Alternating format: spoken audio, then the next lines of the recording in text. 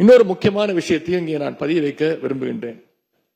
மேகதாது பிரச்சனை தொடர்பாக கடந்த 13/11/2025 அன்றைக்கு உச்சநீதிமன்ற தீர்ப்பு வெளிவந்த பிறகு 4/3/2026 அன்றைக்கு அன்றைய முதலமைச்சரான எங்களுடைய தலைவர் அவருடைய உத்தரவின்படி தமிழ்நாடு நீர்வளத்துறை அரசு செயலாளர் ஒன்றிய ஜல்சக்தி துறை செயலாளருக்கு ஒரு கடிதம் எழுதியிருக்கின்றார்.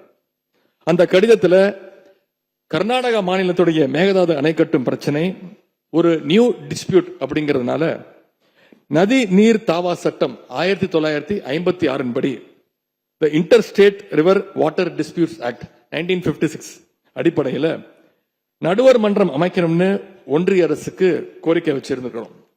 ஆகவே இந்த அரசு இப்ப கொண்டு வந்திருக்கக்கூடிய அந்த தீர்மானத்தில் மேகதாது அணை கட்டுறது தொடர்பாக தமிழ்நாடு அரசு மார்ச் 4 2026 அன்றைக்கு எழுதின கடிதத்தில் கேட்டுக்கிட்டபடி மாநிலங்களுக்கு இடையிலான நதிநீர் தாவா சட்டம் 1956 பிரிவு 4 கீழ அந்த அடிப்படையில் புதிய நடுவர் மன்றம் அமைக்க வேண்டும் என ஒன்றிய அரசை இப்பேரவை வலியுறுத்துகிறது அப்படிங்கிறத என்னுடைய பெயரில் கொடுக்கப்பட்டிருக்கக்கூடிய அந்த திருத்தத்தை சேர்க்க வேண்டும் என்று உங்களை நான் கேட்டுக்கொள்கின்றேன்.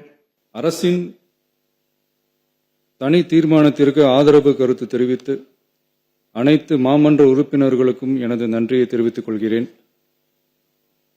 மாண்புமிகு எதிர்க்கட்சி தலைவர் அவர்கள் பேசும்போது அரசின் தனி தீர்மானத்தில் ஒரு கருத்தை சேர்க்க கோரியுள்ளார்.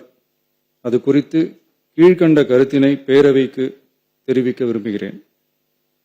மேகதாது பிரச்சினை சம்பந்தமாக எனது தலைமையில் 26/5/2026 அன்று மேகதாது பிரச்சினைக்காக பிரத்யேகமாக தனி நடுவர் மன்றம் அமைப்பது குறித்து சட்ட வல்லுநர்களுடன் கலந்தாலோசித்து தனி நடுவர் மன்றம் அமைக்க ஏற்கனவே தேவையான சட்ட நடவடிக்கைகள் எடுக்கப்பட்டு வருகின்றன. எனவே எதிர்க்கட்சி தலைவரால் அளிக்கப்பட்ட கருத்தினை 4வது பத்திக்கு அடுத்து கூடுதலாக சேர்க்கலாம் என மாண்புமிகு பேரவைத் தலைவர் அவர்களை கேட்டுக்கொள்கிறேன்.